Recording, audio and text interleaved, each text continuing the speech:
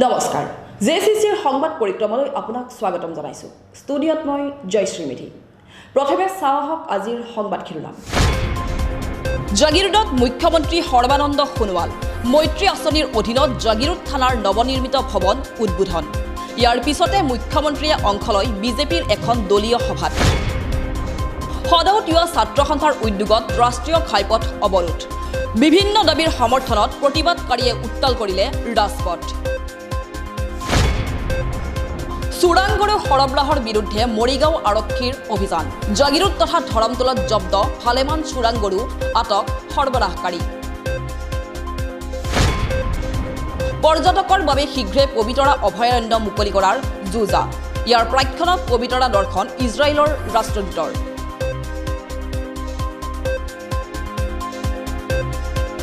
এতিয়া চাওক বাতৰি বিস্তৃত ৰূপত মৈত্ৰী আঁচনিৰ অধীনত জাগিৰোড আৰক্ষী থানাৰ নৱনিৰ্মিত ভৱন বুধবাৰে উদ্বোধন কৰে অসমৰ মুখ্যমন্ত্ৰী সৰ্বানন্দ সোণোৱালে ইয়াৰ পিছতে জাগিৰোড ক্ৰীড়া সন্থাৰ খেলপথাৰত আয়োজিত বিজেপিৰ এখন বিশাল কাৰ্যকৰ্তা সভাত অংশ লয় মুখ্যমন্ত্ৰীগৰাকীয়ে অনুষ্ঠানত মুখ্যমন্ত্ৰীৰ লগতে মন্ত্ৰী পীযুষ হাজৰিকা বিধায়ক ৰমাকান্ত দেউৰী প্ৰাক্তন ৰেল ৰাজ্যমন্ত্ৰী ৰাজেন গোহাঁই আদি উপস্থিত থাকি ভাষণ প্ৰদান কৰে জাগিৰোডত বিজেপিৰ নিৰ্বাচনী ৰণদংকা মৈত্ৰী আঁচনিৰ অধীনত জাগিৰোড থানাৰ নৱনিৰ্মিত ভৱন উদ্বোধন কৰাৰ পিছতে বিজেপিৰ এখন কাৰ্যকৰ্তা সন্মিলনত অংশগ্ৰহণ কৰে অসমৰ মুখ্যমন্ত্ৰী সৰ্বানন্দ সোণোৱালে এক বিশাল বাইক ৰেলীৰে মুখ্যমন্ত্ৰীগৰাকীক আদৰি অনা হয় সভাস্থলীলৈ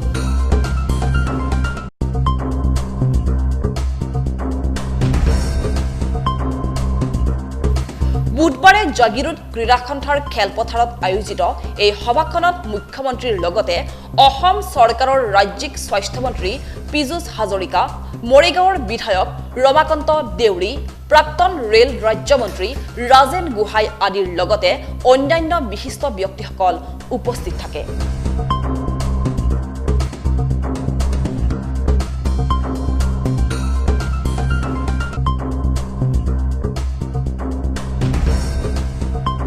এই সভাখনত প্ৰায় 10 সহস্ৰাধিক লোক উপস্থিত থাকে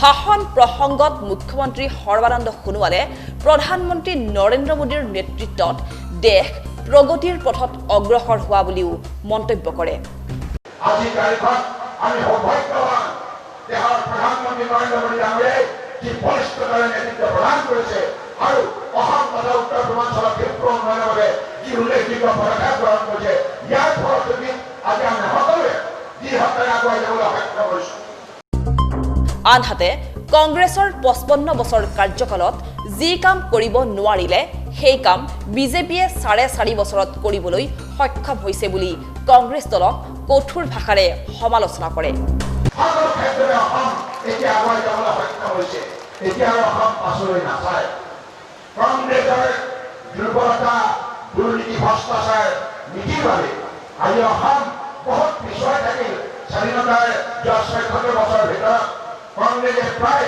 55 বছৰ কাল ৰাজত্ব চলালে কংগ্ৰেছৰ লগত বাওঁপন্থী দলসমূহ একেলগে মিলিত প্ৰচেষ্টাৰে বিভিন্ন সময়ত দিল্লী দিছপুৰৰ শাসনৰ পাকগুৰি হাতত লৈ শাসনভাৰ পৰিচালনা কৰিলে কিন্তু তেখেতসকলে অসমৰ ফলাক ব্ৰহ্মপুত্ৰ পাহাৰ ভৈয়ামত বসবাস কৰা সকলো শ্ৰেণীৰ ৰাইজৰ প্ৰতি সমদৃষ্টি ৰাখিব নোৱাৰিলে বৰঞ্চ বহিৰ্গত নীতিৰ দ্বাৰা জাতিৰ নামত ভাষাৰ নামত ধৰ্মৰ নামত ভাগ ভাগ কৰি জাতিটোক দুৰ্বল কৰাৰ গভীৰ ষড়যন্ত্ৰত যোৱা দিনবিলাকত লিপ্ত হৈছিল সেইবাবে অসম পিছ পৰি আছিল ইফালে মহাৰাষ্ট্ৰ চৰকাৰে ৰিপাব্লিক টিভিৰ সাংবাদিক অৰ্ণৱ গোস্বামীক গ্ৰেপ্তাৰ কৰা বিষয়টোক তীব্ৰ ভাষাৰে নিন্দা কৰে মুখ্যমন্ত্ৰীগৰাকীয়ে ৰিপাব্লিক টিভিৰ অৰ্ণৱ গোস্বামীক মহাৰাষ্ট্ৰ পুলিচে যেনেধৰণে কায়ত্ব কৰিছে গ্ৰেপ্তাৰ কৰিছে ইয়াক আমি তীব্ৰ ভাষাৰে নিন্দা কৰিছোঁ গণতন্ত্ৰৰ চতুৰ্থ স্তম্ভৰ ওপৰত এই আক্ৰমণ সমগ্ৰ ভাৰতবৰ্ষৰ গণতান্ত্ৰিক ভিত্তিৰ ওপৰত আক্ৰমণস্বৰূপ গতিকে ইয়াক কোনো যুক্তিত আমি সহ্য নকৰোঁ আমি সেইবাবে মহাৰাষ্ট্ৰ চৰকাৰক আমি দাবী জনাইছোঁ বিনা স্বত্বে অতি শীঘ্ৰে গণতন্ত্ৰৰ চতুৰ্থ স্তম্ভৰ প্ৰতি সন্মান জনাই অৰ্ণৱ গোস্বামী ডাঙৰীয়াক মুক্তি দিব লাগে এয়া সমগ্ৰ গণতান্ত্ৰিক ভেটিৰ ওপৰত আক্ৰমণ। ইয়াক কোনো যুক্তিত সহ্য কৰা নহ'ব। বিনা চৰ্তে অৰ্ণৱ গোস্বামীক মুক্তি কৰাৰ দাবী জনাই সৰ্বানন্দ সোণোৱালে। এইখন চৰকাৰ তাত শিৱসেনা কংগ্ৰেছ সকলোৱে মিলিতভাৱে চলাইছে, NCP ইত্যাদি ইত্যাদি। গতিকে কংগ্ৰেছৰ পুৰণা যিটো প্ৰৱণতা গণতন্ত্ৰক নিঃশেষ কৰাৰ, সেই প্ৰৱণতাৰ ইয়াত প্ৰতিফলন ঘটিছে। গতিকে এই কথা কোনো যুক্তিতে আমি মানি নলওঁ। গণতন্ত্ৰত বিশ্বাসী কোনো ভাৰতীয় নাগৰিকে এই কথাটো মানি নলয়। গতিকে আমি গৰিহণা দিছোঁ আৰু বিনা চৰ্তে অতি শীঘ্ৰে অৰ্ণৱ গোস্বামীক মুক্তি দিব লাগে। লগতে আগন্তুক নিৰ্বাচনত বিজেপিয়ে 100তকৈও অধিক আসন লাভ কৰিব বুলি দাবী কৰে মুখ্যমন্ত্ৰীগৰাকীয়ে। আমি পূৰ্বতে কৈছোঁ 100+। বৰাক ব্ৰহ্মপুত্ৰ পাহাৰ ভৈয়াম আমি একাকাৰ কৰি সকলোকে আমি মৰ্যাদা সহকাৰে সেৱা আগবঢ়াইছোঁ। ৰাইজে উন্নতিৰ হোৱাত পাবলৈ সক্ষম হৈছে। সকলো প্ৰাপ্য অধিকাৰ সন্মান সহকাৰে ভোগ কৰিবলৈ সুযোগ পাইছে। গতিকে সেই যুক্তিতে আমাৰ ৰাইজৰ ওপৰত অগাধ বিশ্বাস আৰু আস্থা আছে। আৰু ৰাইজেও আমাক যোৱা 4.5 বছৰত ভাবিব নোৱাৰাকৈ সহায় কৰিছে। গতিকে ৰাইজৰ আস্থা আৰু বিশ্বাসৰ ওপৰত ভিত্তি কৰি আমি কৈছোঁ যে আগন্তুক নিৰ্বাচনত 100তকৈ অধিক আসন নিশ্চিতভাৱে আমি পাবলৈ সক্ষম হ'ম। উল্লেখযোগ্য যে বিজেপিৰ এই কাৰ্যকৰ্তা সন্মিলনৰ পূৰ্বেই মুখ্যমন্ত্ৰী সোণোৱালে আনুষ্ঠানিকভাৱে উদ্বোধন কৰে জাগিৰোড থানাৰ নৱনিৰ্মিত ভৱন। মৈত্ৰী আঁচনিৰ অধীনত নিৰ্মিত এই ভৱন উদ্বোধনী অনুষ্ঠানত মুখ্যমন্ত্ৰীৰ লগতে উপস্থিত আছিল মন্ত্ৰী পীযুষ হাজৰিকা, অসম আৰক্ষীৰ অতিৰিক্ত সঞ্চালক প্ৰধান GP সিং, মৰিগাঁৱৰ উপায়ুক্ত লীনা দাস, আৰক্ষী অধীক্ষক নন্দ সিং বৰকলা প্ৰমুখ্যে অন্যান্য বিশিষ্ট ব্যক্তিসকল। ভৱন উদ্বোধন কৰি মুখ্যমন্ত্ৰীয়ে আৰক্ষীৰ বৰ্তমানৰ কাম কাজৰ শলাগ লয় আৰু ভাৰত তথা ৰাজ্য চৰকাৰে সমগ্ৰ আৰক্ষী প্ৰশাসনত সংস্কাৰ আনিছে বুলি উল্লেখ কৰে।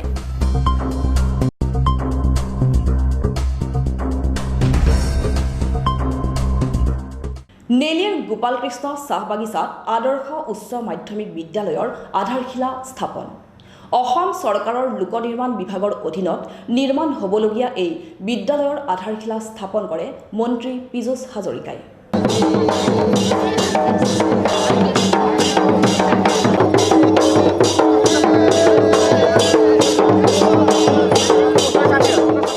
জাগিৰোডৰ নেলিত অৱস্থিত গোপালকৃষ্ণ চাহ বাগিচাত অসম চৰকাৰৰ লোক নিৰ্মাণ বিভাগে নিৰ্মাণ কৰিবলগীয়া 119খন আদৰ্শ উচ্চ মাধ্যমিক বিদ্যালয়ৰ আধাৰশিলা স্থাপনৰ দ্বিতীয় পৰ্যায়ৰ অনুষ্ঠানত সোমবাৰে উপস্থিত থাকে মন্ত্ৰী পীযুষ হাজৰিকা। প্ৰায় 1,14 লাখ টকা ব্যয়েৰে নিৰ্মাণ হ'বলগীয়া এই আদৰ্শ বিদ্যালয়ৰ নিৰ্মাণ কাৰ্যৰ মাংগলিক শুভাৰম্ভ কৰি মন্ত্ৰী পীযুষ হাজৰিকাই কয় যে ৰাজ্য চৰকাৰে চাহ বাগিচাত নিৰ্মাণ কৰিবলৈ লোৱা এইসমূহ বিদ্যালয়ৰ জৰিয়তে বাগিচাৰ শিক্ষাৰ্থীসকল বহু পৰিমাণে উপকৃত হ'ব। আজি আমাৰ গোপালকৃষ্ণ চাহ বাগানত আমাৰ অসম চৰকাৰে যি 119খন স্কুল বাগিচাত বনাইছে, বিশেষকৈ বাগানৰ বনুৱাসকলৰ ছাত্ৰ ছাত্ৰীৰ ভৱিষ্যতৰ কাৰণে তাৰে অংশ বিশেষে আমাৰ এই বাগানত আধাৰশিলা স্থাপন কৰিলোঁ। মই আশা ৰাখোঁ এই যি মহৎ কামটো অসম চৰকাৰে কৰিছে তাৰ ফলত বহু কষ্ট কৰি অসমৰ চাহ উদ্যোগক বচাই ৰখা বা আগুৱাই লৈ যোৱা এই জাতিটোৰ যথেষ্ট উন্নতি হ'ব আৰু ল'ৰা ছোৱালী যেতিয়া পঢ়া শুনা কৰিব নোৱাৰিব জাতিটোৰ উন্নতি হ'ব নোৱাৰে। গতিকে মই অসম চৰকাৰে যি সিদ্ধান্ত লৈছে অত্যন্ত গৌৰৱান্বিত হৈছোঁ আৰু আকৌ কৈছোঁ এই অনুষ্ঠানটোৱে বা এই স্কুলবিলাকে 119খন হওক বা পৰৱৰ্তী সময়ত আৰু বেছি কৰিম, আমাৰ এই বাগানৰ জনগোষ্ঠীটোক বৃহৎ উপকাৰ সাধিব বুলি মই অনুভৱ কৰোঁ।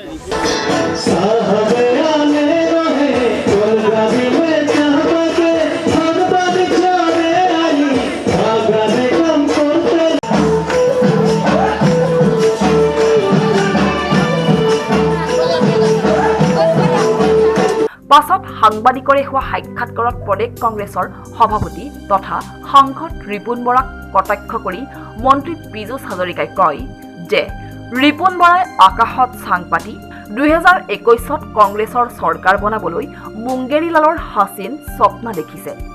ৰিপুণ বৰা নাকাৰাত্মক চিন্তাধাৰাৰ মানুহ। এইদৰে কংগ্ৰেছ তথা ৰিপুণ বৰাৰ বিৰুদ্ধে সৰব হৈ পৰে পীযুষ হাজৰিকা। উল্লেখযোগ্য যে 2021 বিজেপিয়ে চৰকাৰ গঠন কৰিব নোৱাৰে আৰু এই বিদ্যালয়সমূহৰ কাম আধাৰশিলাতেই থাকিব বুলি মন্তব্য কৰিছিল ৰিপুন বৰাই। তাৰে পৰিপ্ৰেক্ষিতত ৰিপুন বৰাক এনেদৰে কটাক্ষ কৰে মন্ত্ৰী পীযুষ হাজৰিকাই।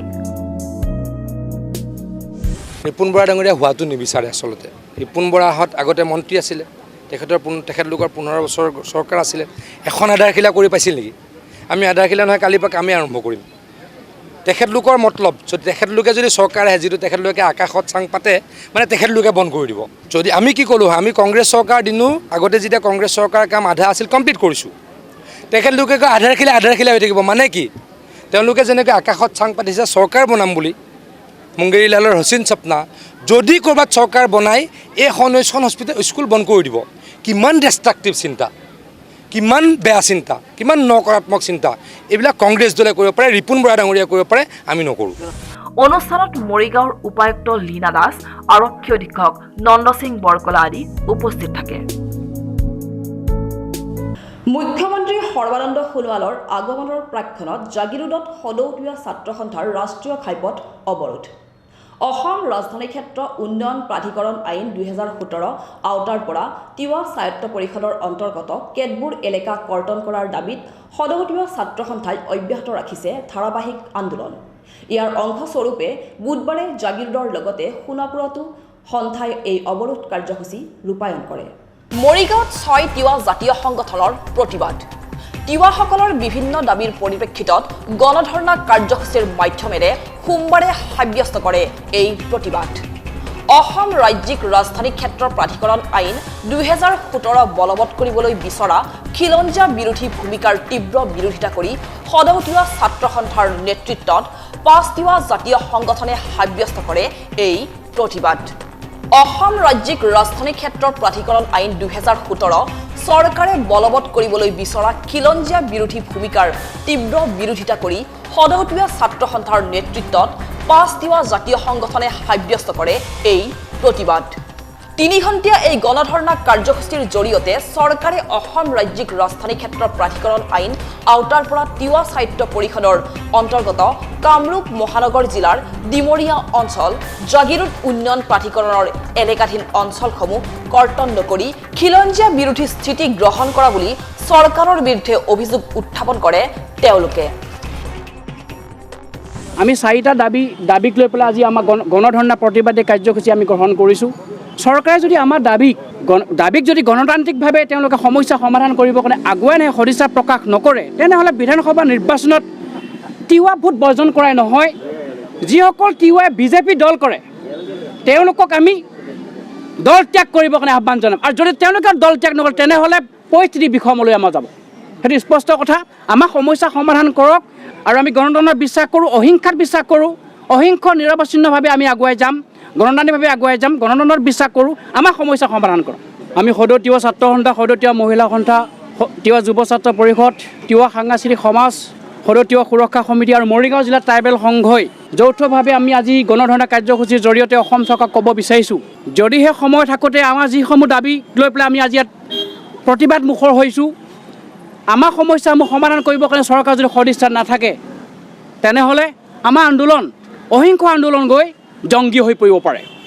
কাৰণ 2017 চনত যিখন আস্কাদা আইন, সেই আইনখন সংশোধনীৰ নামত যোৱা মাৰ্চ মাহতে তেওঁলোকে সংশোধন কৰিম বুলি পেলাই তিৱা স্বায়ত্ত অঞ্চল আমি বাদ দিম বুলি প্ৰতিশ্ৰুতি দিছিল। ইতিমধ্যে ৰাভা হাছং অঞ্চল সেই আইনৰ বাহিৰত ৰাখিলে আৰু আমাৰ জাগিৰোড উন্নয়ন প্ৰাধিকৰণ আৰু বৃহত্তৰ ডিমৰীয়া অঞ্চল সেই আইনৰ ভিতৰত পৰিল। গতিকে তিৱা স্বায়ত্ত পৰিষদৰ 7টা সমষ্টি যদি সেই আইনৰ ভিতৰত পৰিব, তিৱা স্বায়ত্তৰ 36টা সমষ্টিৰ ভিতৰত 29টাহে থাকিব। আজি আমাৰ যি প্ৰতিবাদী কাৰ্য, এই প্ৰতিবাদী কাৰ্যসূচীৰ পিছত পৰহিলৈকে আমাৰ ৰাষ্ট্ৰীয় ঘাইপথ অৱৰোধ কাৰ্যসূচী আছে জাগিৰোডত। ইয়াৰ পিছতে 10 তাৰিখে আমাৰ 24 ঘণ্টা মধ্য অসম বন্ধ আমি ইতিমধ্যে আহ্বান কৰিছোঁ। গতিকে চৰকাৰে সদিচ্ছা প্ৰকাশ কৰক, আমাক দাবীসমূহ, আমাৰ সমস্যাসমূহ সমাধান কৰিব কাৰণে আগুৱাই আহক। নিশ্চিতভাৱে আমি ৰাইজৰ সহযোগিতা বিচাৰি আমি আগুৱাই যাম। ইফালে মুখ্যমন্ত্ৰী আগমনৰ প্ৰাক্ষণত বুধবাৰে এই দাবীসমূহৰ সমৰ্থনত জাগিৰোডত 37 নং ৰাষ্ট্ৰীয় ঘাইপথ অৱৰোধ কৰে সদৌতীয়া ছাত্ৰ সন্থাই। সদৌতীয়া ছাত্ৰ সন্থাৰ উদ্যোগত আৰু অন্যান্য তিৱা জাতীয় সংগঠনৰ সহযোগত এইদৰে ৰাষ্ট্ৰীয় ঘাইপথ অৱৰোধ কৰি মহানগৰ সম্প্ৰসাৰণ কাৰ্যসূচী বাতিল কৰিবলৈ দাবী কৰে। ইয়াৰ মাধ্যমেৰে তিৱা সংগঠনসমূহে ট্ৰাইবেল বেল্ট আৰু ব্লক সুৰক্ষিত কৰাৰো দাবী উত্থাপন কৰে। আজি আমি যিটো ৰাষ্ট্ৰীয় ঘাইপথ অৱৰোধ কাৰ্যসূচী লৈছোঁ, এই কাৰ্যসূচীটো আমি ঘোষণা কৰাৰ মূল কাৰণ হৈছে তিনিটা মূল বিষয়। এই তিনিটা মূল বিষয় হৈছে চৰকাৰে যিটো 19 অক্টোবৰত ৰাজপত্ৰিকা জৰিয়তে প্ৰকাশ কৰিছে এছকাৰ্টা আইন, এতিয়াও স্বায়ত্ব পৰিষদ এলেকাৰ যথেষ্টখিনি ভূমি সামৰি লৈছে, যথেষ্টকেইখন গাঁও সামৰি লৈছে। এই আইনটো আমি তিৱা ছাত্ৰ সন্থাই বাতিল কৰাৰ বা প্ৰত্যাহাৰ কৰাৰ দাবীত চৰকাৰক আজি এই কাৰ্যসূচীটো ঘোষণা কৰিছোঁ। লগতে আৰু এটা দাবী আছে যে আমাৰ স্বায়ত্ব পৰিষদ এই মুহূৰ্তলৈকে 124খন গাঁও অন্তৰ্ভুক্ত হোৱা নাই। এই বৃহৎ সংখ্যক তিৱা অধ্যুষিত অঞ্চল গাঁওসমূহ বা জনজাতি অধ্যুষিত গাঁওসমূহ আমি অতি শীঘ্ৰে মানে স্বায়ত্ব পৰিষদৰ এলেকাৰ ভিতৰত অন্তৰ্ভুক্ত কৰিব লাগে। এইটো আছে আমাৰ দ্বিতীয় দাবী। তৃতীয় দাবী হৈছে যে ডিমৰীয়া যিটো সমস্যা, ছয়টাৰ যিটো সমষ্টি নিৰ্বাচন এই মুহূৰ্তলৈকে হোৱা নাই, এই 6টা সমষ্টিৰ নিৰ্বাচনকো একে সময়তে তিৱা স্বায়ত্ব পৰিষদৰ লগত অনুষ্ঠিত কৰিবৰ কাৰণে আমি দাবী উত্থাপন কৰিছোঁ। সংগঠনসমূহে আজি আমি ৰাষ্ট্ৰীয় ঘাইপথ অৱৰোধৰ জৰিয়তে অসম চৰকাৰক আমি ক'ব বিচাৰিছোঁ, আমাৰ প্ৰতিবাদী সত্তাই ক'ব বিচাৰিছোঁ, আমাৰ তিৱাসকলৰ যিবিলাক অমীমাংসিত মৌলিক সমস্যা আছে, সমস্যাসমূহ যাতে অচিৰে সমাধান কৰিবৰ কাৰণে চৰকাৰে আগবাঢ়ি আহে।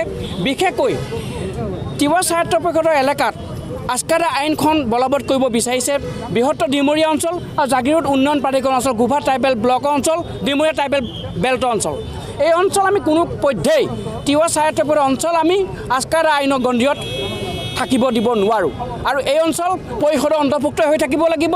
তাত খিলঞ্জীয়া মানুহৰ ভূমিপুত্ৰসকলৰ সুৰক্ষিত ভৱিষ্যতৰ স্বাৰ্থত মুখ্যমন্ত্ৰী ডাঙৰীয়াৰ লগত যোৱাকালি যি বৈঠক হৈছে আমি সৌহাৰ্দ্যপূৰ্ণ বুলি ভাবিছোঁ আৰু আমি আশাবাদী। আমি আশা কৰিছোঁ অন্ততঃ আমাৰ মৌলিক সমস্যাখিনি সমাধান কৰিব।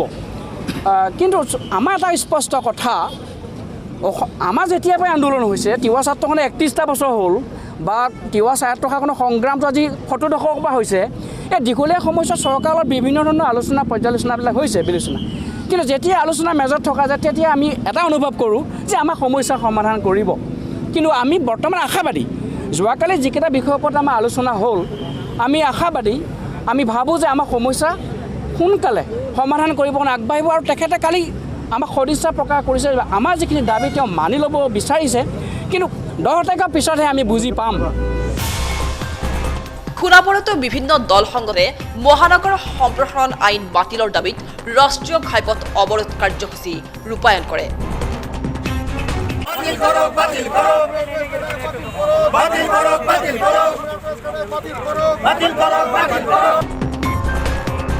লগতে অনাগত দিনত এই আইন বাতিল নকৰিলে গণতান্ত্ৰিক আন্দোলন গঢ়ি তুলিব বুলিও স্পষ্ট কৰি কয় দল সংগঠনৰ নেতৃবৃন্দই।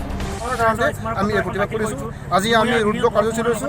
অহা 10 তাৰিখে আমি মদিলেচাম বন্ধ আৰু ডিমৰীয়াৰ বন্ধ ঘোষণা আমি কৰিছোঁ। 2017 চনৰ Assam state capital region development অথৰিটিত যিহেতু ডিমৰীয়া অঞ্চলটোকো এই আইনখনৰ আওতাত ৰাখিছে, গতিকে আমি কৈছোঁ ডিমৰীয়া অঞ্চলটো এটা গ্ৰাম্য প্ৰধান অঞ্চল আৰু কৃষি প্ৰধান অঞ্চল। গতিকে এই অঞ্চলৰ পৰা যিখন এছকাৰ্টা আইন, সেই আইনখন প্ৰত্যাহাৰ কৰিব লাগে। আমাৰ এছকাৰ্টা আইনৰ আওতাৰ পৰা ডিমৰীয়া অঞ্চলটো বাদ পেলাব লাগে বুলি আমি চৰকাৰক দাবী জনাইছিলোঁ। আৰু 2020 চনৰ 19 অক্টোবৰ তাৰিখে এই আইনৰ গেজেট প্ৰকাশ কৰিছে। প্ৰথমতে হিমন্ত বিশ্ব শৰ্মা ডাঙৰীয়াই কৈছিলে যে স্বায়ত্তশাসিত এলেকাবিলাক আৰু বেল ব্লক এলেকাটোক এই আইনৰ পৰা বাহিৰত ৰখা যাব বুলি কথাবোৰ আমাক প্ৰতিশ্ৰুতি দিছিলে।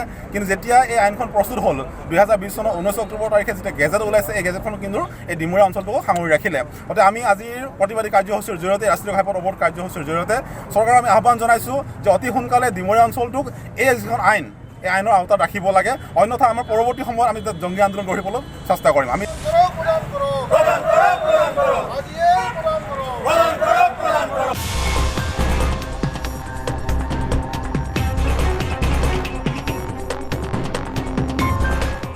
বানপানী আৰু কৰোনা মহামাৰীৰ বাবে দীৰ্ঘদিন বন্ধ হৈ থকা পবিতৰা অভয়াৰণ্য নৱেম্বৰৰ প্ৰথম ভাগতে পৰ্যটকৰ বাবে মুকলি কৰাৰ যুঁজা চলিছে। 6টাকৈ বানে বিধ্বস্ত কৰা পবিতৰা পৰ্যটকৰ বাবে চূণ তেল ঘঁহি সাজু কৰিছে অভয়াৰণ্য কৰ্তৃপক্ষই। অৱশ্যে ইয়াৰ মাজতে সোমবাৰে জীপ ছাফাৰীৰে পবিতৰা দৰ্শন কৰে ইজৰাইলৰ ৰাষ্ট্ৰদূত ডক্টৰ ৰন মালকাই। বানপানীৰ পিছত এয়া পবিতৰা অভয়াৰণ্যৰ মনোৰম দৃশ্য।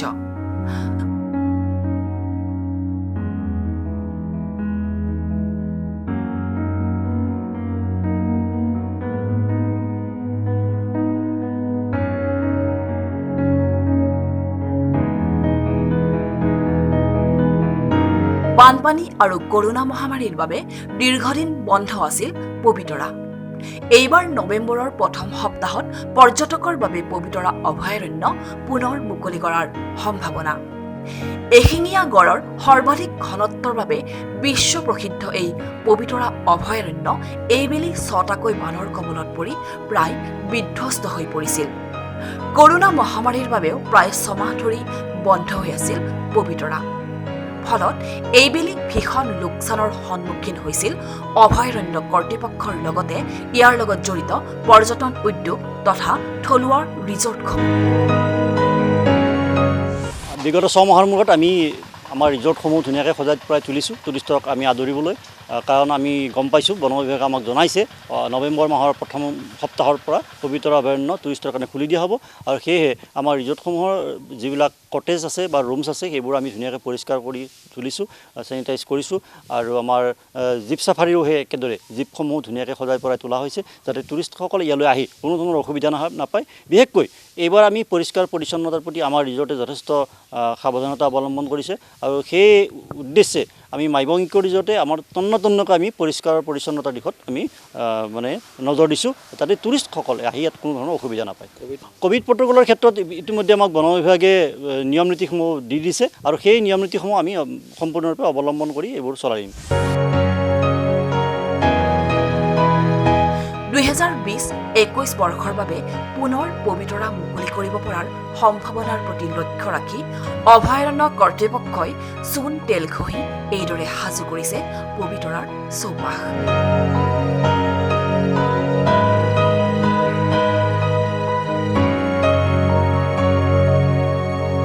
ইফালে শীতৰ আগমনৰ বতৰা পাই বিভিন্ন প্ৰজাতিৰ পৰিভ্ৰমী পক্ষীসমূহেও পবিতৰাৰ জলাশয়সমূহত এক নান্দনিক পৰিৱেশৰ সৃষ্টি কৰা দেখা গৈছে।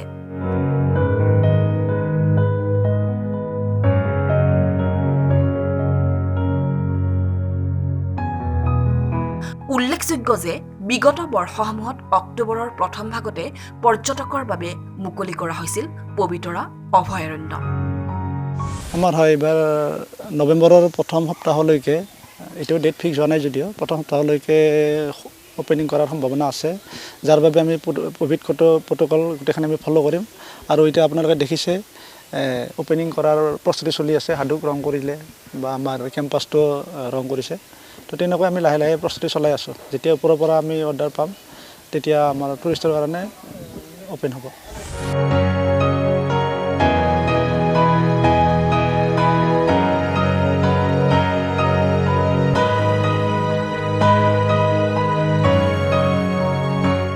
পবিতৰা অভয়াৰণ্যত সোমবাৰে বিয়লি উপস্থিত হয় ইজৰাইলৰ ৰাষ্ট্ৰদূত ডক্টৰ ৰন মাল্কা।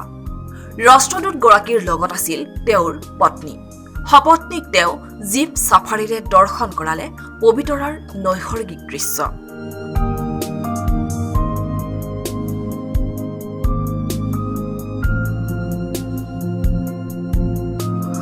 পবিতৰাৰ আপুৰুগীয়া সম্পদ এশিঙীয়া গড়, মহ আদি প্ৰত্যক্ষ কৰি আৰু পবিতৰাৰ মনোমোহা নৈসৰ্গিক দৃশ্য দেখি আপ্লুত হৈ পৰে দুয়ো।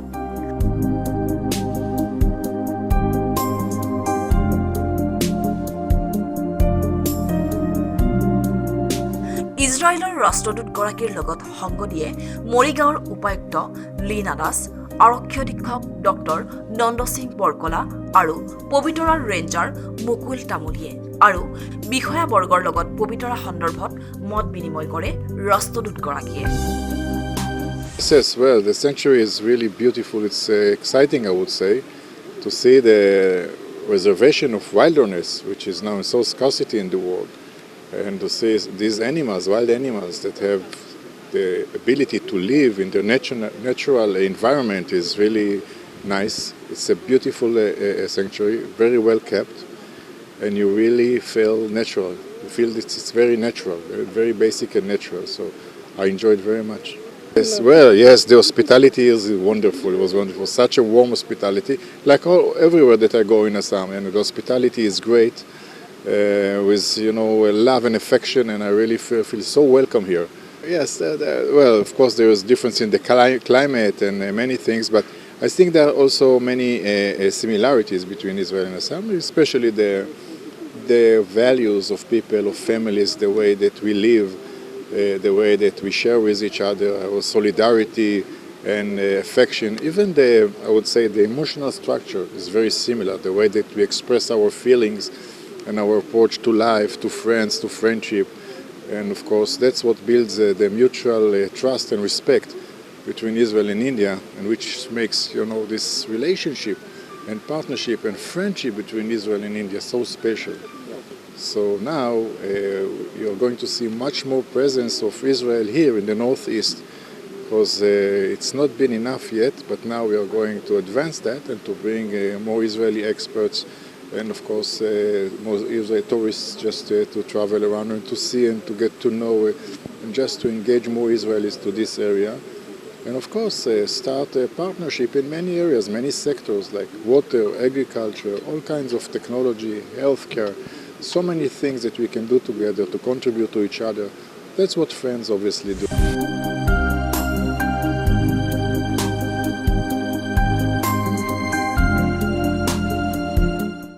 ৰাজ্যত এতিয়াও অব্যাহত আছে গৰুৰ চোৰাং বেহা এক বৃহৎ সিন্ডিকেট চক্ৰই অব্যাহত ৰখা এই গৰুৰ চোৰাং বেহাৰ সৰবৰাহৰ বিৰুদ্ধে অভিযান চলাই মৰিগাঁও আৰক্ষীয়ে মঙলবাৰে নিশা আৰক্ষীয়ে জাগিৰোড তথা ধৰমতোলত ভালেমান চোৰাং গৰু জব্দ কৰাৰ লগতে আটক কৰে ৮টাকৈ সৰবৰাহকাৰী মৰিগাঁৱৰ ধৰমতোলত চোৰাং গৰু জব্দ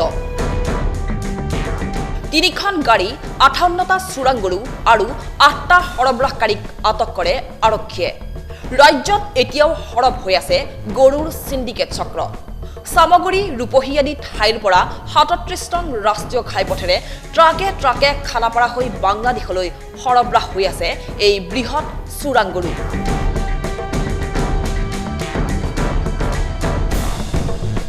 মঙ্গলবাৰে নিশা মৰিগাঁৱৰ আৰক্ষী অধীক্ষক নন্দ সিং বৰকলাৰ নেতৃত্বত ধৰমতোলত আটক কৰে এইসমূহ চোৰাং গৰু আৰু সৰবৰাহকাৰী ধৃত ৮ সৰবৰাহকাৰী হ'ল বাবুল ইছলাম মফিদুল ইছলাম উমৰ ফাৰুক হাইদৰ আলী জুৱেল হুছেইন মতিবুৰ ৰহমান দীপক নাহৰ আৰু মেৰাজুল আহমেদ মৰিগাঁও আৰক্ষী প্ৰশাসনে অবিৰতভাৱে গৰু আৰু মহৰ চোৰাং ব্যৱসায়টোক বন্ধ কৰিবৰ বাবে নিৰন্তৰ চেষ্টা চলাই আহিছে আৰু এই চেষ্টা অনুসৰি যোৱা ৰাতি বা তাৰ আগদিনাখনো আমি দুখন গাড়ী দুখন গাড়ী ধৰিছোঁ আৰু যোৱাকালি আমি 3খন গাড়ী মুঠ 58টা গৰু তাৰ আগদিনাখন আমি 17টা মহ আৰু 7টা গৰু আৰু ইয়াৰ আগদিনাখন আমি দুখন গাড়ীত প্ৰায় 30টা গৰু আমি ধৰিবলৈ সক্ষম হৈছোঁ আৰু এই গৰুসমূহ গোলাঘাট সামগুৰি আদি অঞ্চলৰ পৰা আমাৰ জিলাৰ মাজেৰে পাৰ কৰি খানাপাৰাৰ যিখন গৰু বজাৰ আছে তালৈ নিবৰ কাৰণে চেষ্টা কৰে আৰু গৰুবিলাক আনাৰ ক্ষেত্ৰত দেখা গৈছে যে গাড়ীত কোনো ধৰণৰ পশুধন কঢ়িওৱাৰ তেওঁলোকৰ কোনো প্ৰমাণপত্ৰ নাই আৰু কিছুমান গৰুৰ যিবিলাক চালান সেই চালানবিলাক সন্দেহযুক্ত গতিকে আমি গৰুবিলাক যোৱা ৰাতি ধৰিছোঁ আৰু ধৰি পেলাই আমি ধৰমতোলৰ পাউণ্ডত ৰাখিছোঁ আৰু মই এই গৰুৰ অবৈধ ব্যৱসায়ৰ লগত জড়িতসকলক সকিয়নি দিব খুজিছোঁ যে এই ব্যৱস্থাটো অধিক কঠোৰভাৱে আমি পালন কৰি থাকিম তেওঁলোকে যেন এই ব্যৱসায়ৰ পৰা আঁতৰি আহে গৰুৰ লগত এটা বৃহৎ চক্ৰ জড়িত হৈ আছে এই চক্ৰটোৱে আমাৰ অসমৰ পৰা গৰুবোৰ বাংলাদেশলৈ চালান দিয়ে বা মেঘালয়লৈ চালান দিয়ে আৰু এই গৰুবিলাক সাধাৰণতে বহু গৰু চুৰি কৰিও অনা আমি অভিযোগ পাইছোঁ আৰু তেনেধৰণৰ চুৰি কৰি অনা গৰুৰ বিৰুদ্ধে আমি 379 IPC ছেকশ্যনত আমি কেছো ৰুজু কৰিছোঁ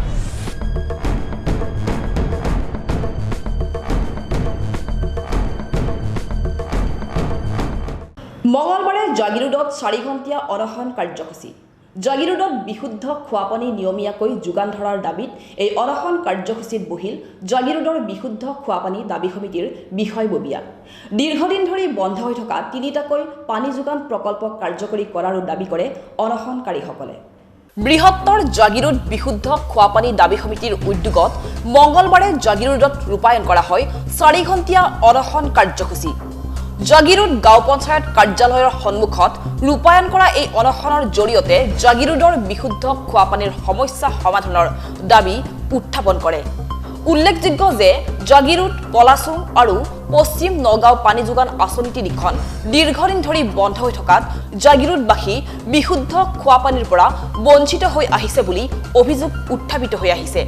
এই ক্ষেত্ৰত জাগিৰোডৰ বিধায়ক তথা মন্ত্ৰী পীযুষ হাজৰিকাকে ধৰি মৰিগাঁও জনস্বাস্থ্য কাৰিকৰী বিভাগ তথা সংশ্লিষ্ট চৰকাৰ প্ৰশাসনক বিভিন্ন সময়ত দাবী উত্থাপন কৰি আহিছে যদিও আজি পৰ্যন্ত কাৰ্যকৰী হোৱা নাই। আগন্তুক খৰালিৰ দিনত জাগিৰোডত খোৱা পানী ভীষণ অনাটন হ'ব, আমাৰ অভিজ্ঞতাই কৈছে। আমাৰ জাগিৰোড সমষ্টিৰ বিধায়ক তথা মন্ত্ৰীজনৰ এনেকুৱা এটা ৰূপ লৈছে, জীৱনদায়িনী পানীটোৰ কাৰণে তেখেতে কোনো এদিন আজিলৈকে মাত মতা নাই। জাগিৰোডত বৃহৎ 13 কোটি টকীয়া 3টাকৈ আঁচনি থাকিও আজি এটোপা বিশুদ্ধ খোৱা পানীৰ কাৰণে মানুহে হাহাকাৰ কৰি থাকিব লগা হৈছে। তেখেতসকলে কি হ'ল, মই বৰচিয়াফে এইটোৱে ক'বলৈ কৈছোঁ, জাগিৰোডত আপোনালোকে দেখিছে সৌন্দৰ্য বৰ্ধন কৰিছে, এইটো ক'ৰ পইচা? এইটো অকল জাগিৰোড পঞ্চায়তবিলাকৰ পইচা, 14 ফাইনেন্সৰ পইচা কাটি আনি তেওঁলোকে বিভিন্ন উন্নয়নমূলক কাম দেখাইছে। কিন্তু আজি খোৱা পানী 3টা প্ৰকল্প বহি আছে, 8 শতাধিক মানুহ পানী যোগান সংযোগকাৰী সেইসকলে আজি এটোপা খোৱা পানীৰ কাৰণে বঞ্চিত হৈ আছে। আমি বিধায়ক মহোদয়ক তথা মন্ত্ৰীক আমি সকীয়াই দিব খুজিছোঁ, আঁচনি বিভিন্ন চৰকাৰী আঁচনি দি মানুহক প্ৰতিবাদী কণ্ঠ ৰোধ কৰিবলৈ সক্ষম নহ'ব যদি স্থায়ী পানী যোগানৰ স্থায়ী সমস্যাটো সমাধান কৰি দিব নোৱাৰে। তেখেতে আমি আজি ইয়াৰ পৰাই অন্নসনথলীৰ পৰাই আমি সাৱধানবাণী শুনাই দিছোঁ।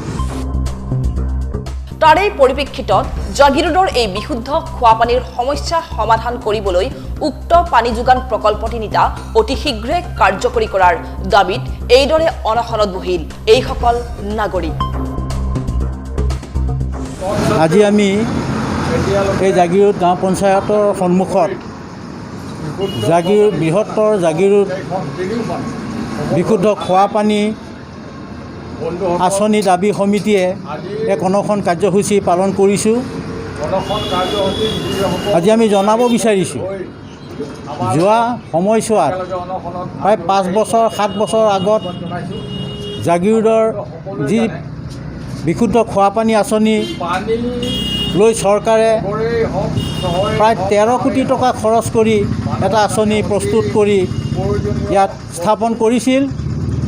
সেই আঁচনিটো আজি 3-4 বছৰ আগত আৰম্ভ হৈছিল যদিও আজি প্ৰায় 2 বছৰ ধৰি এই গোটেই 3টা আঁচনি পশ্চিম নগাঁও, পলাচুং বিশুদ্ধ খোৱা পানী আঁচনি সম্পূৰ্ণ বন্ধ হৈ আছে, যাৰ ফলত গোটেই জাগিৰোড অঞ্চলটোৱে পানীৰ কাৰণে যথেষ্ট হাহাকাৰ কৰিব লগা পৰিৱেশ সৃষ্টি হৈছে।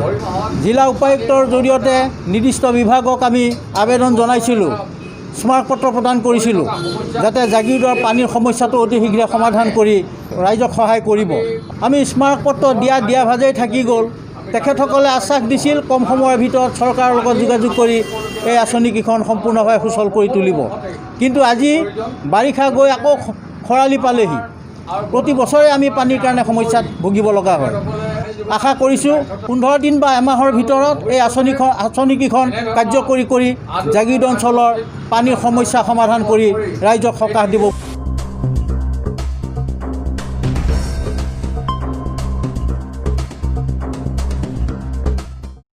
এখন বিদ্যালয়ৰ ভূমি বেদখলক কেন্দ্ৰ কৰি তীব্ৰ প্ৰতিক্ৰিয়াৰ সৃষ্টি হৈছে জাগিৰোডত। বিদ্যালয়ৰ ভূমিত দুষ্টচক্ৰই নিৰ্মাণ কৰিছে পকীঘৰ ব্যৱসায়িক প্ৰতিষ্ঠান। জাগিৰোডৰ 2 নং বঙালবৰী জংগল প্ৰাথমিক বিদ্যালয়ৰ ভূমি বেদখলমুক্ত কৰিবলৈ চৰকাৰ তথা প্ৰশাসনক দাবী জনাইছে স্থানীয় লোকে। এইবাৰ বিদ্যালয়ৰ ভূমিত দুষ্টচক্ৰৰ খেনচকু। বিদ্যালয়ৰ ভূমি দখল কৰি নিৰ্মাণ কৰিছে পকীঘৰ ব্যৱসায়িক প্ৰতিষ্ঠান। জাগিৰোডৰ 2 নং বঙালবৰী জংঘল প্ৰাথমিক বিদ্যালয়ত সংঘটিত হৈছে এই ঘটনা। ৰাজ্যৰ বিভিন্ন প্ৰান্তত চৰকাৰী ভূমি বেদখলৰ অভিযোগ উত্থাপিত হৈ অহাৰ সময়তে জাগিৰোডত পোহৰলৈ আহিছে তেনে এক ঘটনা। বেদখলকাৰীৰ কবলৰ পৰা সাৰি যোৱা নাই শিক্ষানুষ্ঠানৰ ভূমিও। মায়ং শিক্ষাখণ্ডৰ অধীনৰ জাগিৰোডৰ ২ নং বঙালবাৰী জংঘল প্ৰাথমিক বিদ্যালয়ৰ ভূমি একাংশ দুষ্ট চক্ৰই বেদখল কৰাৰ অভিযোগ উত্থাপিত হৈছে। কেৱল বেদখলেই নহয়, বিদ্যালয়ৰ ভূমিত নিৰ্মাণ কৰিছে পকী ঘৰ, কেইবাটাও ব্যৱসায়িক প্ৰতিষ্ঠান। বিদ্যালয় পৰিচালনা সমিতিৰ সভাপতি হোৱাৰ সুযোগ গ্ৰহণ কৰি আব্দুল মালেকে তেওঁৰ নেতৃত্বত এই দুষ্কাৰ্য অব্যাহত ৰখাৰ অভিযোগ উঠিছে। বিদ্যালয়খনৰ চৌহদত থকা কেইবাজোপা মূল্যৱান গছ কাটি নিয়াৰো অভিযোগ উঠিছে পৰিচালনা সমিতিৰ সভাপতিৰ বিৰুদ্ধে। স্কুলৰ মাটি বেদখল হোৱাটো এই কথা সত্য। যিহেতু আমি চাৰ্কল অফিচৰ পৰা আমাৰ মণ্ডল আহিছিল, মণ্ডলে আহি পেলাই স্কুলৰ মাটিখিনি জুখিছে। জোখাৰ পিছতে ৰাস্তাৰ সিমূৰৰ পৰা ইমূৰলৈকে এই দোকানখিনি স্কুলৰ মাটিত পৰিছে বুলি মণ্ডলে অভিযোগ দিছে। তাৰ আগতে আমি এই স্কুলৰ মাটিত যেতিয়া ঘৰ বনায় তেতিয়া তেখেতসকলক আমাৰ স্কুলৰ প্ৰধান শিক্ষক দুলাল বৰা ডাঙৰীয়াই মানা কৰিছিলে। 1ৰ পৰা 2-3বাৰ মানা কৰিছিল। কোনো কাৰণতে সিহঁতে এইটো নামানি সিহঁতে এই দোকানঘৰ বনালে। এই জাগিৰোড থানা আৰক্ষীত এখন এজাহাৰ দাখিল কৰিছিলোঁ দোকান বনোৱা ব্যক্তিসকলৰ বিষয়ে। বেদখল কৰিছে ৰফিকুল ইছলাম, জিন্নত আলী, শৰীফুল ইছলাম, আব্দুল মালেক। এই সন্দৰ্ভত জাগিৰোড আৰক্ষী তথা বিভাগীয় কৰ্তৃপক্ষক স্থানীয় ৰাইজে কেইবাবাৰো অভিযোগ দিছে যদিও গুৰু গোসাঁই নমনা চক্ৰটোৱে নিজ খেয়াল খুচি মতে চলাইছে নিৰ্মাণ কাৰ্য। স্থানীয় ৰাইজে ইয়াৰ বিৰোধিতা কৰাৰ লগতে অতি শীঘ্ৰে বিদ্যালয়ৰ ভূমি বেদখলমুক্ত কৰিবলৈ চৰকাৰ তথা প্ৰশাসনক দাবী জনাইছে। বিজেপি চৰকাৰক আমি এটা কথাই অনুৰোধ কৰিব বিচাৰিছোঁ, বিভিন্ন জেগাত চৰকাৰী মাটি বেদখলমুক্ত কৰি আছে। আমি এটা আশাবাদী, সকলো এই 2 নং বঙালবাৰী গাঁৱৰ ৰাইজ এটা আশাবাদী যে এই স্কুলৰ মাটি বেদখলমুক্ত কৰি মোকলাই দিব বুলি আমি বিজেপি চৰকাৰৰ হাতত আমাৰ এটা অনুৰোধ থাকে। স্কুলৰ মেনেজিং কমিটিৰ সভাপতি আছিল আব্দুল মালেক। তেওঁ নিজে গছখন কাটি নিয়ে আমি গম পাওঁ। কাটি ফালি ঘৰত নিয়ে। দোকান সিহঁতৰ পৰিয়ালৰে গোটেইকেইটা, বেলেগ কোনো মানুহৰ নাই ইয়াত। ইফালে বিদ্যালয়খনৰ এই বেদখল সম্পৰ্কত স্থানীয় আন একাংশই এই অভিযোগ নস্যাৎ কৰিছে আৰু দখলীকৃত এই মাটি বিদ্যালয়ৰ নহয় বুলি দাবী কৰিছে। এইটো ৰাস্তা হোৱাতকৈ ইমান প্ৰায় 40-45 বছৰ ধৰি এই দুটা ছাইডতে দোকান বুলি চলি আছে। কোনো ৰাইজৰ কোনো অসুবিধা নহয় আৰু কোনো ৰাইজৰ অবৈধ নহয়। গতিকে ইয়াত আৰু এটা নতুনকৈ দোকান খোলাৰ কাৰণে এইটো দোকানৰ কাৰণে হিংসা কৰি এই 4জন মানুহে এনেকৈ দুষ্কৃতিকাৰী কৰি এইবিলাক য'তে পথে SDC বাইদেউৰ তাত অমুকৰ তাত থানাত জনাইছে। গতিকে আমাৰ ৰাইজ আছে, ৰাজ্যৰ প্ৰশাসন আছে, ইয়াত যিমান ৰাইজ আছে ৰাইজক সুধিব পাৰে। ৰাইজে এইটোলৈ কোনো বিৰক্ত নহয়। না স্কুলৰ মাটি, না PW মাটি।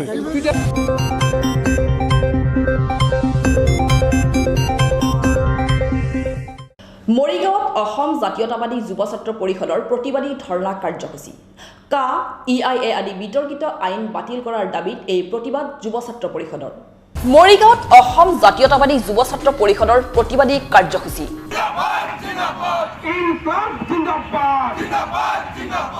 অসম জাতীয়তাবাদী যুৱ ছাত্ৰ পৰিষদৰ মৰিগাঁও জিলা সমিতিৰ উদ্যোগত আৰু সমূহ আঞ্চলিক সমিতিৰ সহযোগত মৰিগাঁও সদৰ বিহুতলী পৰিষদৰ কেন্দ্ৰীয় সমিতিৰ নিৰ্দেশ অনুসৰি ধৰ্ণা কাৰ্যসূচী ৰূপায়ণ কৰে। নাগৰিকত্ব সংশোধনী আইন বাতিল, পৰিৱেশিক নিৰূপণ প্ৰভাৱ অধিসূচনা খচৰা 2020 বাতিল আৰু অসমত আন্তঃৰাজ্যিক পাৰপত্ৰ প্ৰৱৰ্তনত আৰু বান গৰাখহনীয়া সমস্যা সমাধানৰ দাবীত এই কাৰ্যসূচী পালন কৰে। কেন্দ্ৰীয় কমিটিৰ আহ্বান মৰ্মে নাগৰিকত্ব সংশোধনী আইন, এই জাতিসংঘীয় আইন CAA, EIA, বান গৰাখহনীয়া সমস্যাৰ স্থায়ী সমাধান আৰু অসমত অতি শীঘ্ৰে আন্তৰ্জাতিক পাৰপত্ৰ প্ৰৱৰ্তনৰ দাবীত আমি ধৰ্ণা কাৰ্যসূচী ৰূপায়ণ কৰিছোঁ। আমি পূৰ্বৰে পৰা কৈ আহিছোঁ যে এই সাম্প্ৰতিক সময়ত EIA আৰু CAA অসমত নিষেধ কৰি দিব। আমি ক'বলৈ বিচাৰোঁ, অসম জাতীয় যুৱ ছাত্ৰ পৰিষদে জন্মলগ্নৰ পৰা উত্থাপন কৰি অহা আন্তৰ্জাতিক পাৰপত্ৰ প্ৰৱৰ্তনৰ জৰিয়তে অসমৰ বিদেশী সমস্যা চৰকাৰে সমাধান কৰক। সেয়ে আমি ক'বলৈ বিচাৰোঁ, অসমৰ অতি শীঘ্ৰে ইনাৰ লাইন পাৰ্মিটৰ ব্যৱস্থা কৰক। আৰু আপোনাৰ দেখিবলৈ পাইছে যিসমূহ ৰাজ্যত এই ইনাৰলাইন পাৰ্মিট ইতিমধ্যে আছে সেইসমূহ ঠাইত এই CAA কিন্তু তাৰ পৰা বাহিৰত থাকিব আৰু আমি যথেষ্ট বছৰে জন্মলগ্নৰ পৰা কৰি অহা দাবী আজি সাম্প্ৰতিক সময়ত এক প্ৰাসংগিক বিষয় অসমত যদি আন্তঃৰাজ্যিক পাৰপত্ৰ প্ৰৱৰ্তন হ'ল হয় অসমত যদি আন্তঃৰাজ্যিক পাৰপত্ৰ থাকিল হয় তেন্তে নিশ্চিতভাৱে কিন্তু জাতিজননী নাগৰিকত্ব সাংবিধানিক আইন CAA আজি অসমৰ প্ৰায় বাহিৰত থাকিল হয়।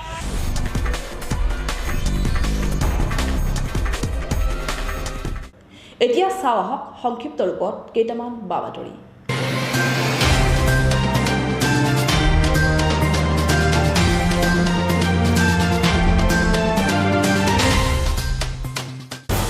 শ্ৰীমন্ত শংকৰদেৱ কলাক্ষেত্ৰত মিয়া মিউজিয়াম স্থাপনৰ তীব্ৰ বিৰোধিতা হিন্দু জাগৰণ মঞ্চৰ। মৰিগাঁৱত শনিবাৰে হিন্দু জাগৰণ মঞ্চৰ উত্তাল প্ৰতিবাদ।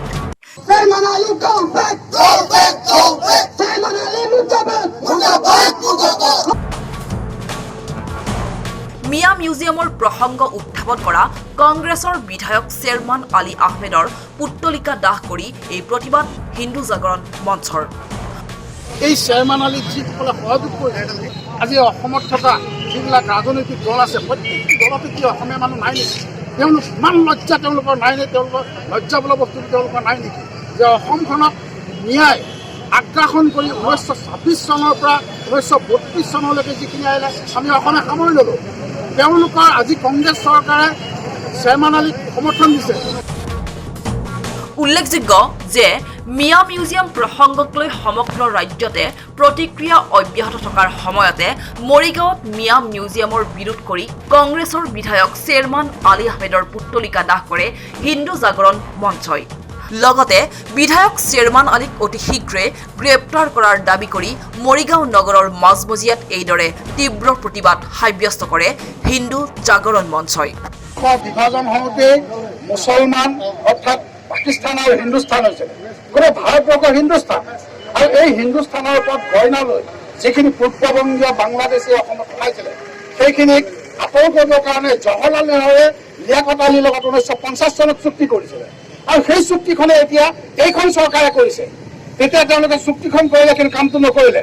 কিন্তু গোলাপ বৰবৰাদেৱে আপোনালোকৰ মনত আছে বৰপেটাত এই 1951 চনৰ পৰা তেওঁলোকে ভোটাৰ তালিকা প্ৰস্তুত কৰি 28,000 বিদেশীক ধুবুৰীত তেওঁলোকে বঞ্চিত কৰিছিলে ভোটাধিকাৰৰ পৰা। গতিকে সেই আইনখন প্ৰতিষ্ঠা কৰাত কথাটোৰ লগতে আজি মিয়া পৰিষদে এনেকুৱাকে লাগিবলগীয়া হৈছে আৰু তেওঁলোকৰ লগত কংগ্ৰেছ আৰু UDF লগ লাগি পেলাই অসমৰ শংকৰদেৱ কলাক্ষেত্ৰত তেওঁলোকে মিয়া মিউজিয়াম বনাবলৈ বিচাৰিছে। এইটো কোনো ক্ষেত্ৰত হ'ব নোৱাৰিব। শংকৰদেৱৰ মাজমূৰত ফুটোৱা এই খেতিখাপ ৰূপে এওঁলোকক আমি সম্পূৰ্ণৰূপে অসমৰ পৰা বিতাড়িত কৰিম। এয়া আমাৰ সংকল্প আৰু এই সংকল্পলৈ হিন্দু জাগৰণ মঞ্চ আৰু সংস্কাৰ ভাৰতী আমি একত্ৰিত হৈছোঁ।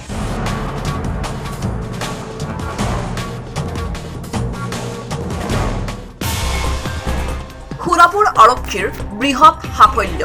সোণাপুৰত দীৰ্ঘদিনে লুটপাট চলাই আৰক্ষী আৰু স্থানীয় লোকৰ নিৰ্ধাৰণ কৰা দুটাকৈ গভাই চোৰ বৃহস্পতিবাৰে সোণাপুৰ আৰক্ষীয়ে গ্ৰেপ্তাৰ কৰিবলৈ সক্ষম হয়।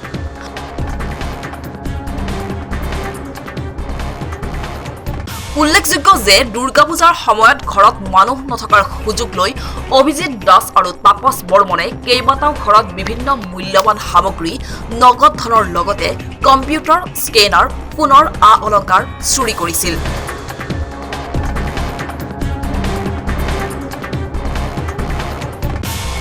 পাছত সোণাপুৰ আৰক্ষীয়ে নগাঁও আৰক্ষীৰ সহযোগত গোপন সূত্ৰৰ পম খেদি দুৰ্ধৰ্ষ চোৰকেইটাক নগাঁৱৰ পৰা গ্ৰেপ্তাৰ কৰে। আৰক্ষীয়ে প্ৰায় 10 লাখ টকা চুৰি সামগ্ৰী জব্দ কৰে আৰু প্ৰায় 5 লাখ টকা নগদ ধন উদ্ধাৰ কৰে। যোৱা 26 অক্টোবৰ তাৰিখে আমাৰ গোপাল পল ইয়াৰে সোণাপুৰৰ এটা FIR দিছিলে যে তেওঁৰ ঘৰত চুৰি হৈছে বুলি পেলাই। তেতিয়া আমাৰ আয়ো তাত গৈ পেলাই মানে PO ভিজিট কৰি ইনভেষ্টিগেশ্যন অলপ কৰিলে, কৰোঁতে এটা চিপ্ৰাং পালে আৰু সেই চিপ্ৰাংটোৰ পৰাই আমি লিডটো পালোঁ। ইয়াত অভিজিৎ দাস আৰু যিজন তাপস বৰ্মন যাক আমি এৰেষ্ট কৰিছোঁ সিহঁত দুটা যে তাত জড়িত বুলি সেইদিনাই আমি কিছু ক্লু পালোঁ। কিন্তু ইহঁত দুটা যিহেতু ঘৰত নাছিলে আৰু সিহঁতক আমি মোবাইলটো ট্ৰেক কৰি আছিলোঁ, মোবাইলটো ছুইচ অফ কৰা নাছিলে, সিহঁতে নগাঁৱত সিহঁত গৈ আছিলে। তাৰ পৰা আমি নগাঁও পুলিচৰ সহযোগত ইহঁতক তাতে কৰায়ত্ব কৰোঁ। কৰায়ত্ব কৰাৰ পিছত সিহঁতৰ স্বীকাৰোক্তিৰ ভিত্তিত আমি এইকেইটা বস্তু উদ্ধাৰ কৰোঁ। কেছ আছিলে 5,58,000, গ'ল্ড চেইন 12ডাল, কাণফুলি ৰিং 38টা, ৰিং 12টা, ব্ৰেচলেট আৰু বেংগলছ মিলাই 11টা, চিলভাৰ চেইন 10টা আৰু আদাৰ আইটেমছ 17। সেইকেইটা হ'ল অৰ্নামেণ্টছ। নেক্সট আছিলে লেপটপ 2টা, মিউজিক বক্স 2টা ছেট, কালাৰ টিভি এটা আৰু স্কেনাৰ এটা। এই গোটেইখিনি আমি সিহঁতৰ স্বীকাৰোক্তিৰ ভিত্তিত এইটো আমি উদ্ধাৰ কৰিছোঁ। দুইজনেই আছিলে ইহঁতে। ইহঁত দুটাৰ নামটো হ'ল অভিজিত দাস, এই সোণাপুৰৰে তাৰ ঘৰ, আৰু এটা হ'ল তাপস বৰ্মন, সিও সোণাপুৰৰে। ইহঁতে ৰেকৰ্ড আছে। একচুৱেলি অভিজিত দাসে মানে লকডাউনত ঘৰলৈ আহিছেগৈ। সি এটা বেড কেৰেক্টাৰ হয় সেইটো অঞ্চলৰ। সি কলকাতাত আছিলে, লকডাউনত তাক ঘৰলৈ আনিলে আৰু আহি পেলাই সি এইটো কাম কৰিলে ইয়াত।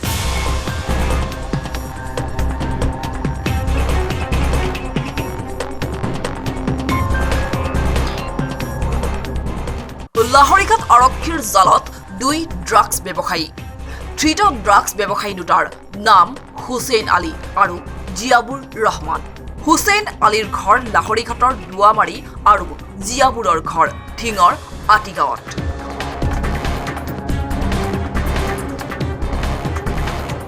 উল্লেখ্য যে লাহৰীঘাটৰ নাৰমাৰী দলঙৰ ওপৰত শুকুৰবাৰে নিশা ড্ৰাগছ বেচা কিনা কৰি থকা অৱস্থাত আৰক্ষীয়ে আটক কৰে ড্ৰাগছ ব্যৱসায়ী দুটাক। ধৃত ব্যৱসায়ী দুটাৰ পৰা বুজন পৰিমাণৰ ড্ৰাগছসহ নগদ 14,500 টকা আৰক্ষীয়ে জব্দ কৰে। ঘটনা সন্দৰ্ভত আৰক্ষীয়ে 440/20 নম্বৰত এটি গোচৰ পঞ্জীয়ন কৰি তদন্ত অব্যাহত ৰাখিছে। দেওবাৰে সোণাপুৰৰ মালৈবাৰীৰ বৰতাৰী নামঘৰত উপস্থিত হয় হিন্দুত্ববাদী নেতা সত্যৰঞ্জন বৰা। ৰাজ্যত শেহতীয়াকৈ চৰ্চিত মিয়া সংগ্ৰহালয়, বঙালী সংগ্ৰহালয়, মিয়া পাব্লিক স্কুল সন্দৰ্ভত গুৰুত্বপূৰ্ণ মন্তব্য আগবঢ়ায় নেতাগৰাকীয়ে। তেওঁ কয় যে মিয়া সংগ্ৰহালয় আৰু বাঙালী সংগ্ৰহালয় স্থাপনৰ প্ৰস্তাৱক লৈ কিছুমানে ৰাজনীতি কৰিছে আৰু এনে আগ্ৰাসনৰ বিৰুদ্ধে তেওঁলোক কঠোৰ হ'ব আৰু প্ৰয়োজন হলে এনে বিতৰ্কিত প্ৰতিষ্ঠান ভাঙিবলৈ কুণ্ঠাবোধ নকৰিব বুলিও মন্তব্য আগবঢ়ায়। মই এই কৈছোঁ ন, মিয়া মিউজিয়াম কৰিব, কোনোবা বেংগলী মিউজিয়াম কৰিব, কাইলৈ কোনোবাই কাৰ্বি মিউজিয়াম কৰিব, কাইলৈ কোনোবাই বড়ো মিউজিয়াম কৰিব। এইবোৰ ৰাজনীতি চলি আছে অসমত তাহানিৰে পৰা, যে আমাক ভাগ কৰাৰ প্ৰক্ৰিয়া অপ্ৰাসংগিক বিষয়। মিয়া অপ্ৰাসংগিক অসমত। এই মিয়া শব্দটোৱে অপ্ৰাসংগিক। মিয়া জাতি জনগোষ্ঠী কেনেকৈ হ'ব পাৰে? আমি যি কৰিব লাগে কৰিছোঁ। আমি সেইকাৰণে জাতীয় সত্তা আৰু হিন্দু চেতনাৰ জাগৰণ যাত্ৰা আমি সমগ্ৰ হিন্দু সমাজক একত্ৰিত কৰিবলৈ চেষ্টা কৰিছোঁ। আমি সেইকাৰণে অসমৰ বিভিন্ন ঠাইলৈ গৈছোঁ। আজি আহি আপোনালোকৰ এইখিনি পাইছোঁ। আমাৰ হিন্দু সমাজখনক এটা দেখি ভাল লাগে, তেওঁলোকে একত্ৰিত হৈ আছে। তেওঁলোকে সেই ধৰণৰ আততায়ীবোৰক ইয়াত সংস্থাপিত হ'ব দিয়া নাই। আৰু মইতো আহ্বান কৰিম অসমৰ প্ৰত্যেক ঠাইত প্ৰত্যেকজন হিন্দু সমাজ একত্ৰিত হওক। বটদ্ৰৱাত, মিয়া পাব্লিক স্কুল, এইবোৰ কৈছোঁ ইছলামিক আগ্ৰাসনৰ অপতৃণ এই সুপাচক। আৰু এই অপতৃণবোৰ আমি আমাৰ আজিৰ তাৰিখতো ৰাজনীতি কৰা মানুহসকলে বুজা নাই। এতিয়াও সকলোকে ক্ষমতাৰ লোভত ৰাজনীতি কৰি পেলাই আমাৰ সভ্যতা সংস্কৃতি নষ্ট কৰিব খুজিছে। এবাৰ হিন্দুক লৈ খেলা কৰিব খুজিছে। এইবাৰ আমি হিন্দুক লৈ খেলিবলৈ নিদিওঁ। ভগৱান শ্ৰীকৃষ্ণই কৈছে নহয়, ধৰ্ম ৰক্ষা কৰিবলৈ, আৰু যেতিয়া কোনোবাই আমাক আঘাত কৰিব আমি প্ৰত্যাঘাত কৰিম নহয়। ধৰ্ম ৰক্ষাৰ কাৰণে মূল কথা অস্ত্ৰ তুলি ল'ব লাগিব। যিখিনিয়ে বস্তুৱে আমাৰ সংস্কৃতি সভ্যতাক নষ্ট কৰিছে সেইবোৰতো ভাঙিব লাগিব নহয়।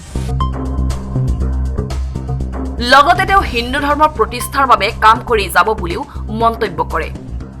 তেওঁ লাভ জেহাদৰ বিৰুদ্ধেও প্ৰতিক্ৰিয়া প্ৰকাশ কৰে এইদৰে।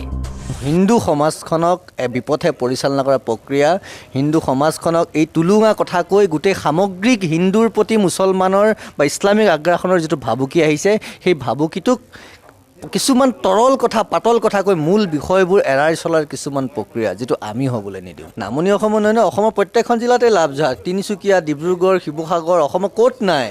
প্ৰত্যেকখন জিলাতে লাভ জেহাদ। কিন্তু এতিয়া কাৰোবাৰ কাৰণে লাভ জেহাদটো এটা ইলেকশ্যনৰ ইছ্যু। কাৰোবাৰ কাৰণে লাভ জেহাদ এটা হিন্দুখিনিক মনত অনুভূতিত চেণ্টিমেণ্টটো ড্ৰ কৰাৰ কিছুমান ইছ্যু হোৱা যেন দেখা পাইছোঁ। ফৰ্মুলা হিচাপে লৈছে।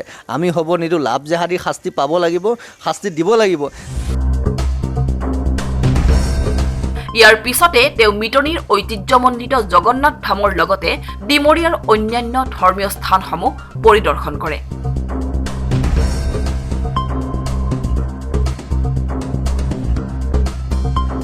নিখিল ভাৰত কংগ্ৰেছ কমিটিৰ সাধাৰণ সম্পাদক তথা অসম প্ৰদেশ কংগ্ৰেছৰ তত্ত্বাৱধায়ক জিতেন্দ্ৰ সিঙক মঙলবাৰে বিপুলভাৱে আদৰণি জনায় কংগ্ৰেছৰ কৰ্মকৰ্তাসকলে।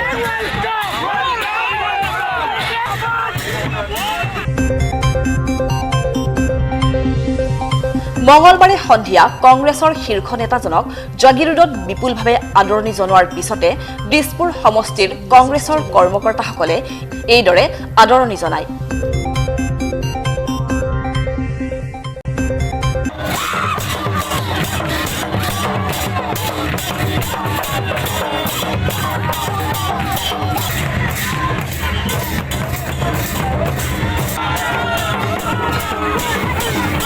অসম ভ্ৰমণত থকা কংগ্ৰেছৰ এই শীৰ্ষ নেতাজনক কাষত পাই দলীয় কৰ্মকৰ্তাসকল উৎফুল্লিত হৈ পৰে।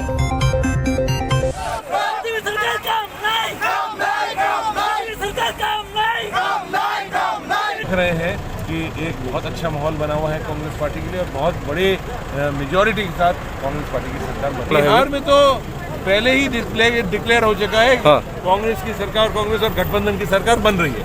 Thank you.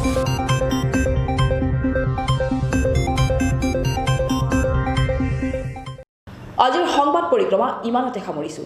জাগিৰোড, মৰিগাঁও আৰু ইয়াৰ কাষৰীয়া বিভিন্ন অঞ্চলৰ বা বাতৰিলৈ আমি আপোনালোকৰ মাজলৈ আহোঁ প্ৰতি বুধবাৰে সন্ধিয়া আৰু বৃহস্পতিবাৰে পুৱা। গতিকে চাবলৈ নাপাহৰিব আপোনালোকৰ প্ৰিয় অনুষ্ঠান JCCৰ সংবাদ পৰিক্ৰমা। ধন্যবাদ।